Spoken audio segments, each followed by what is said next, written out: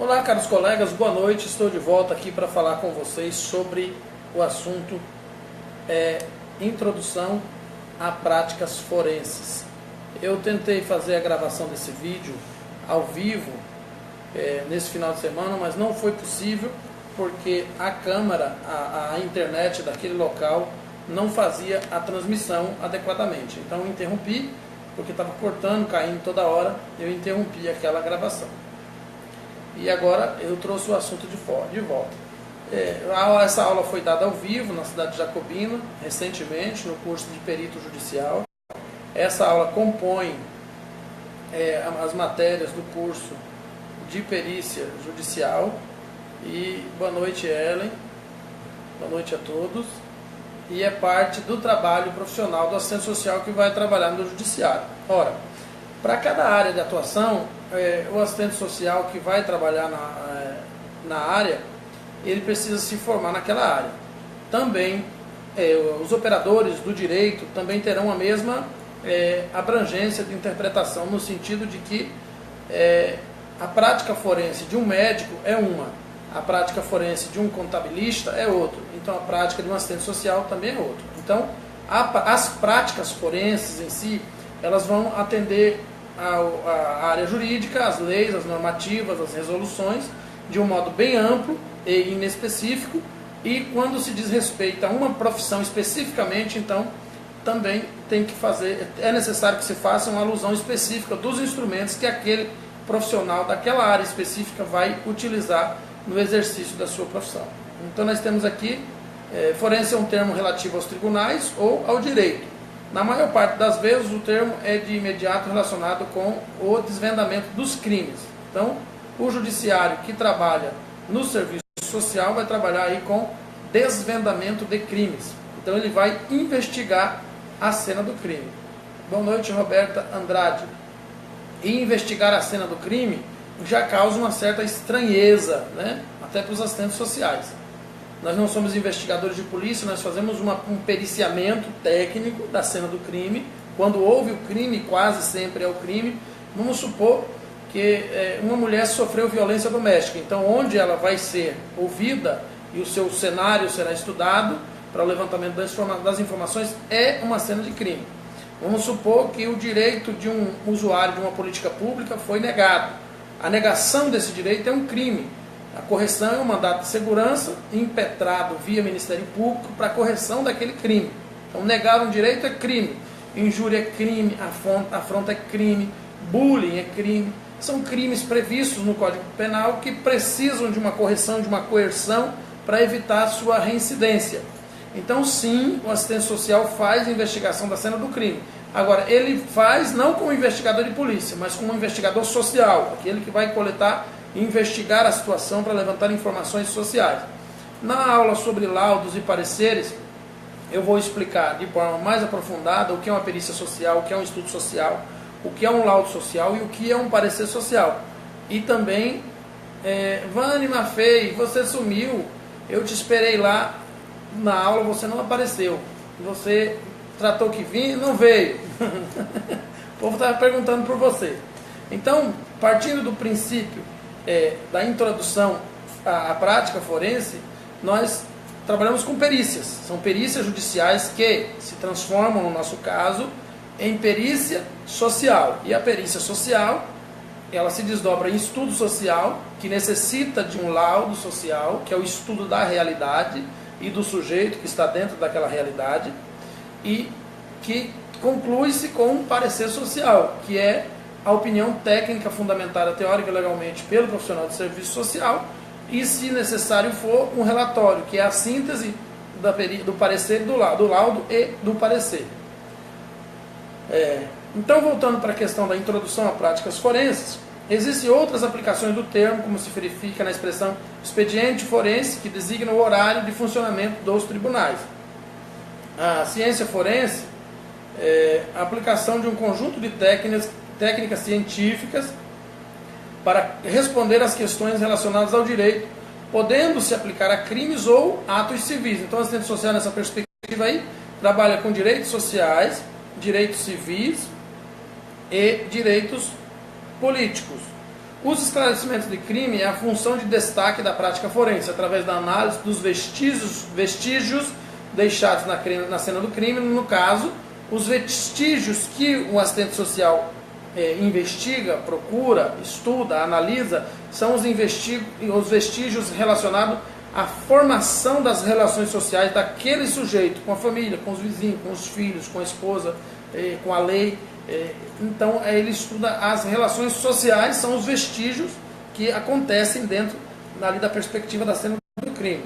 Através da análise dos vestígios deixados na cena do crime, os peritos, especialistas nas mais diversas áreas, conseguem chegar a um criminoso. Algumas das áreas científicas que estão relacionadas à ciência forense são antropologia, biologia, computação, matemática, química, serviço social, ciência social, várias outras áreas ligadas à medicina, como por exemplo a psicologia forense. E aí, partindo do princípio também do serviço social na área forense, no conhecimento, precisa conhecer das leis, né? Se você vai trabalhar com criança e adolescente, tem que conhecer o estatuto, dominar o estatuto da criança e do adolescente. Vai trabalhar com medidas socioeducativas, tem que conhecer o SINASE.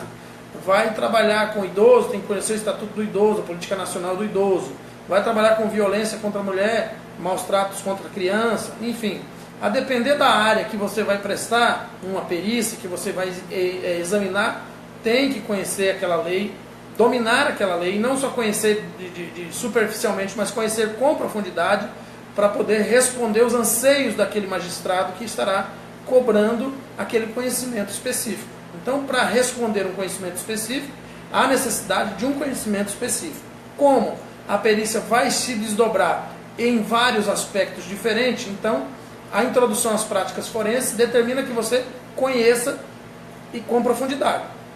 Então nós vamos trabalhar com o que na área forense? Nós vamos trabalhar com interdição civil, vamos realizar perícia na questão de guarda, tutela, tudo relacionado a direitos sociais, direitos civis e direitos políticos. Vamos trabalhar violência contra a mulher, maus tratos contra a criança, vamos trabalhar o trabalho infantil, vamos trabalhar o trabalho escravo.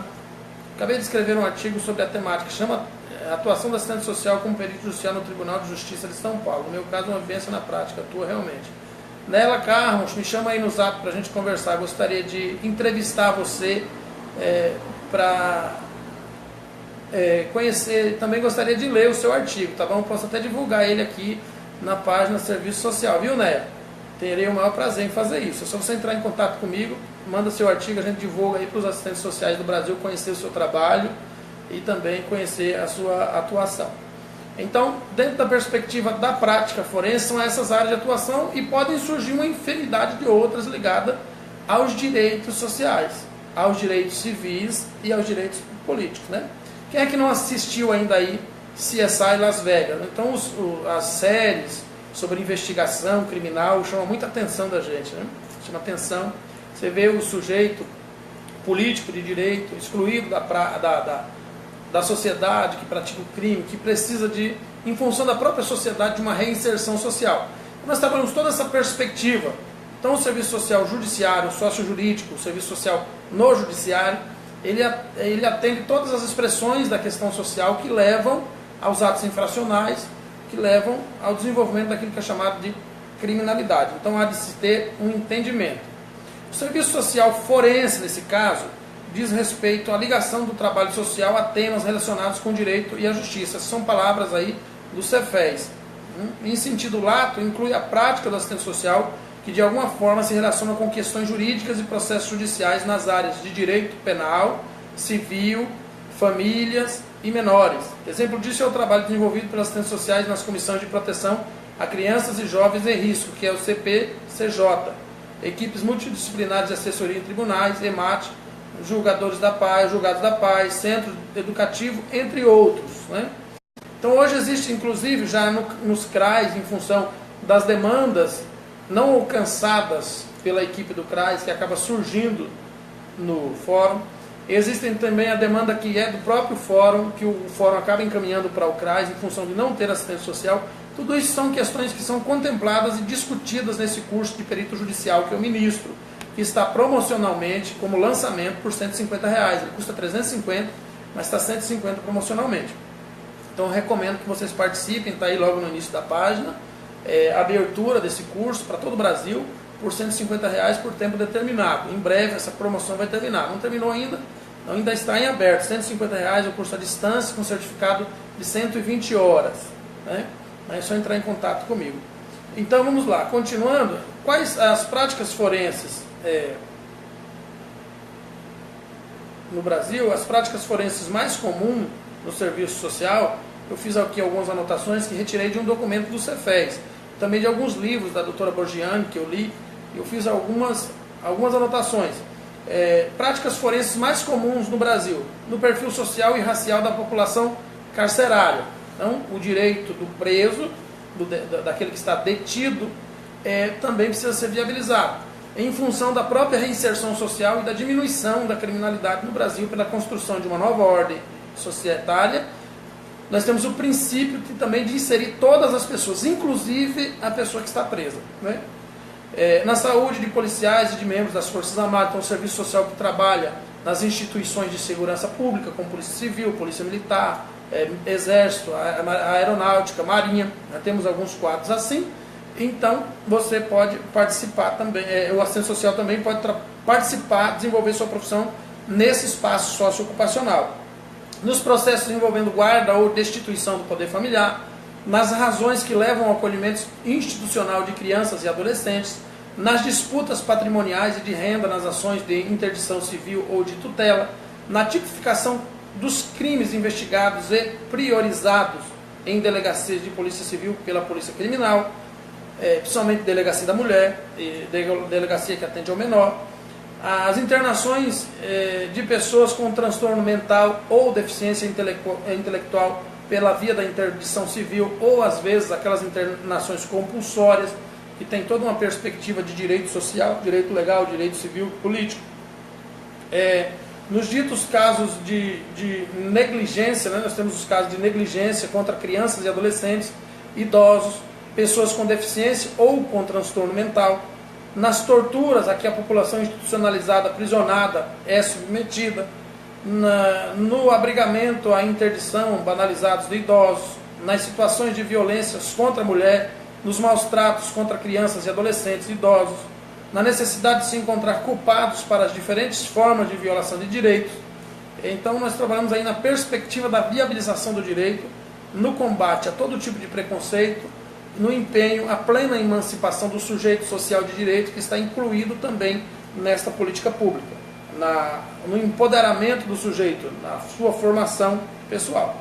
Então existem hoje no Brasil, já virou prática comum esse espaço socioocupacional, ele já está bem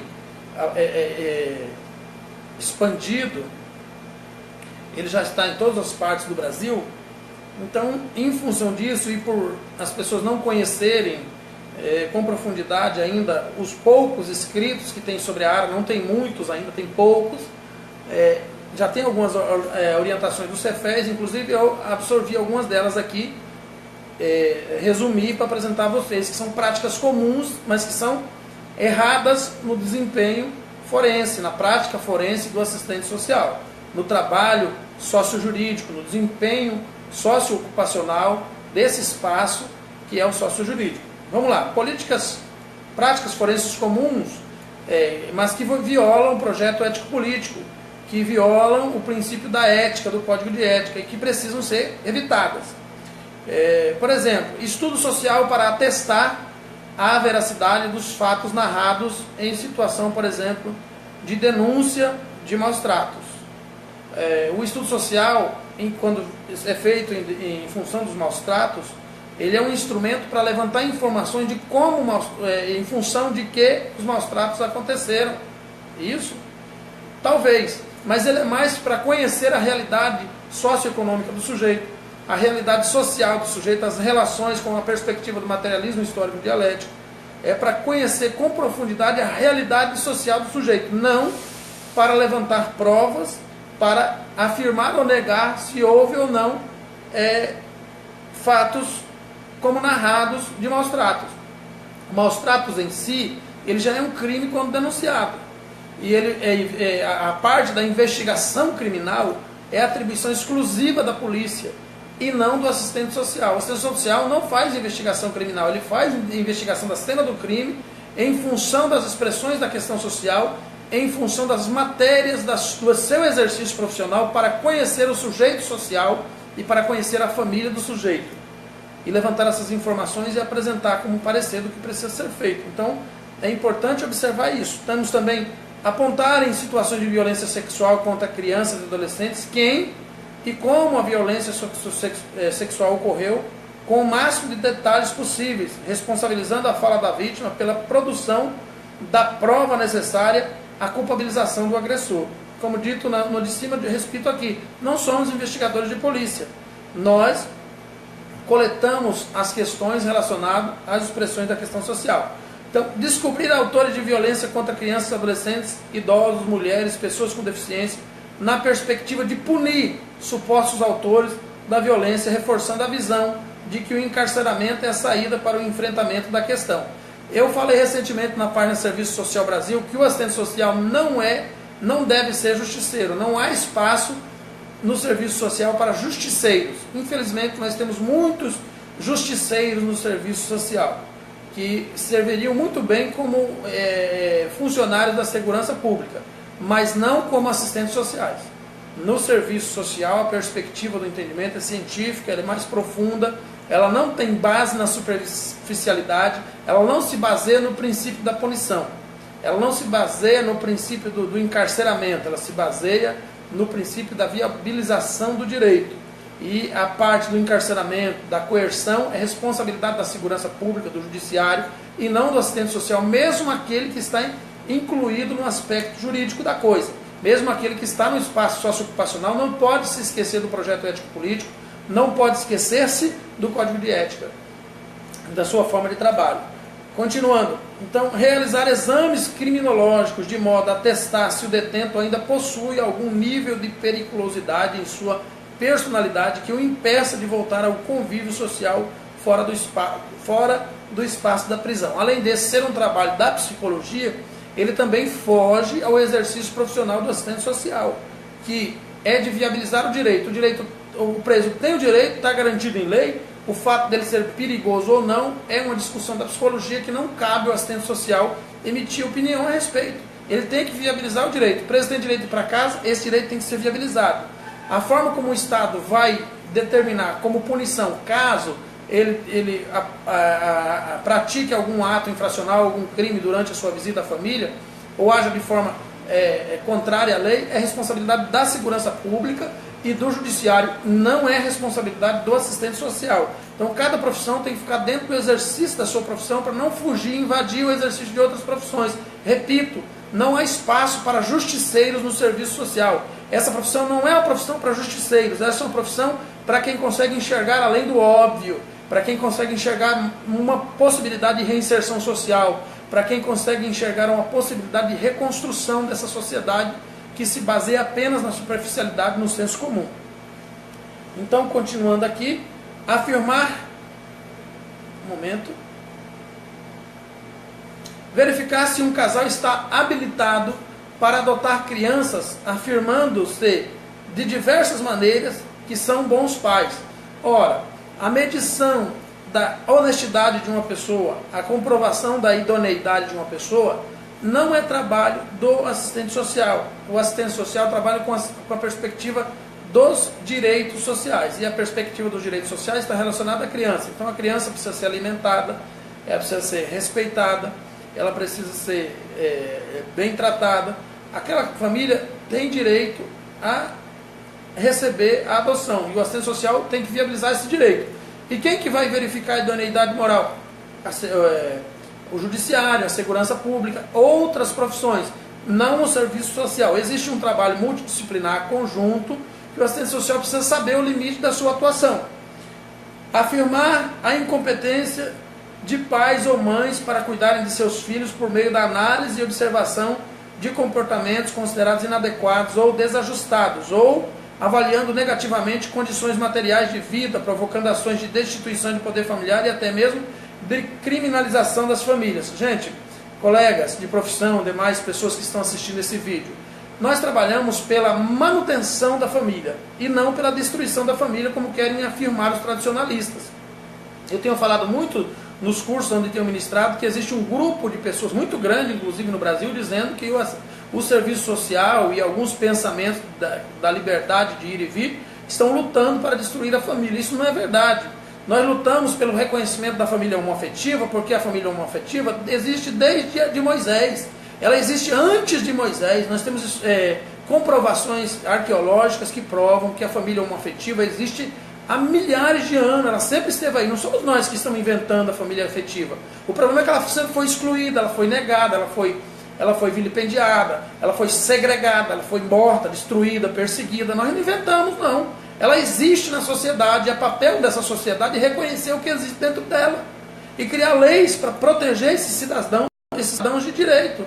Então a família homoafetiva existiu na Grécia Antiga, na Roma Antiga, existiu no Egito, existiu em todas as partes do mundo, sempre sob o mesmo viés de maldição, de condenados, de perseguição, sempre com o mesmo olhar de preconceito. Agora a sociedade evoluiu, nós estamos reconhecendo uma organização de família que sempre existiu na história da humanidade e quase sempre existiu debaixo do jugo, da opressão, da perseguição e da morte. Então não somos nós que inventamos os outros modelos de família, as outras organizações de família, a organização de família estendida, 42 milhões de mulheres solteiras no Brasil que o homem abandonou para criar os filhos sozinho. Nós estamos reconhecendo como família, que é a família monoparental, a família homoparental, a família estendida, que é o avô que cria o neto, que é a tia que cria o sobrinho. Já existe isso. Nós estamos só criando dispositivo para proteger o que já existe na sociedade. Não estamos inventando nada disso, não. Então, corroborar para a destituição da família, para a destruição da família, só em último caso, de forma que a justiça brasileira trabalha pela manutenção da família, vai até as últimas consequências na tentativa de manter a família em função própria da questão da afetividade, do pertencimento e de vários outros fatores científicos que nos levam a entender que a família é importante para a criança. Então, quando uma pessoa, antes de esgotar as possibilidades, tenta de todas as formas criminalizar as famílias pelos fatos que aconteceram, sem levar em conta primeiro a proteção da manutenção dessa família, ela está indo na contramão do projeto ético-político, está indo na contramão da matricialidade sociofamiliar.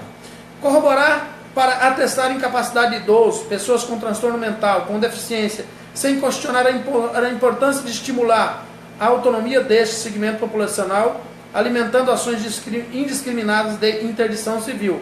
Então, olha, nós estamos trabalhando com pessoa com deficiência, nós temos que estimular a autonomia, a participação social, o controle social, estimular o desenvolvimento de acessibilidade para essas pessoas.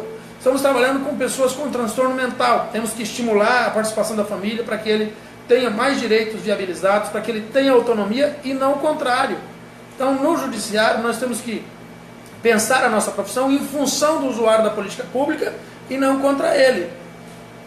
Controlar o acesso de familiares e outros visitantes em instituições de acolhimento ou de privação da liberdade através de comprovação de vínculos familiares, geralmente biológicos, idoneidade dos visitantes e até mesmo atestando se determinada pessoa possuía vínculos afetivos, sexuais com a pessoa institucionalizada, por exemplo, ao regular visitas íntimas no sistema prisional e no socioeducativo quando existem. A maneira mais fácil de entender essa questão aqui do sistema prisional é que o assistente social precisa viabilizar o máximo de direitos que ele puder para dar liberdade para o preso, para que em função disso ele encontre a superação da sua atitude criminosa, ou seja, a reinserção social, ele se reencontre como cidadão. Não estamos aqui criando um sistema prisional para prender pessoas lá dentro, para transformá-las em monstros, para depois elas saírem piores e cometerem crimes ainda piores. Mas o sistema prisional no Brasil, infelizmente, no entendimento da maior parte das pessoas, deve ser punitivo e não restaurativo.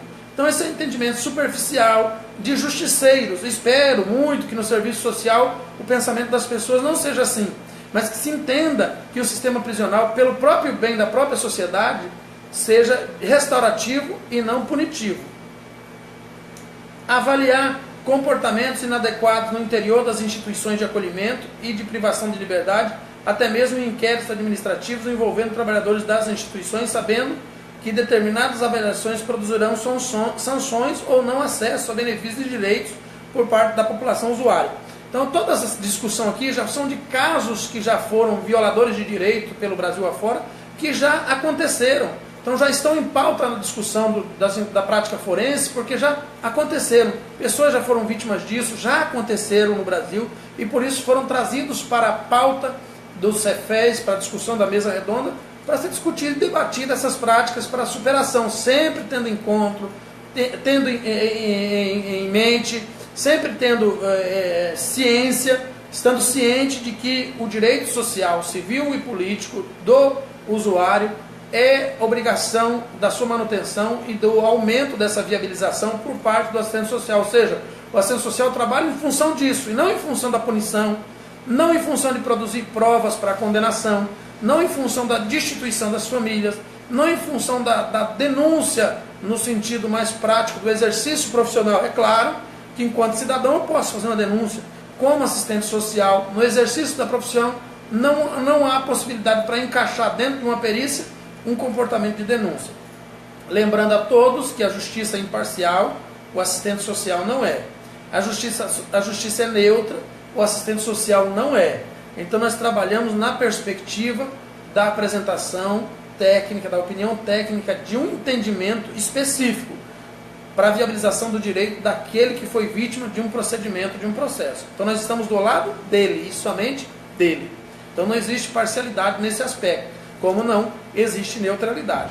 Ok? Então basicamente esse é o vídeo sobre introdução a práticas forenses. Espero ter situado vocês. Se ficou faltando algum ponto que eu não toquei, é só me chamar no WhatsApp ou aqui pelo Facebook que eu estarei respondendo vocês. Muito obrigado. Tenham todos uma boa noite.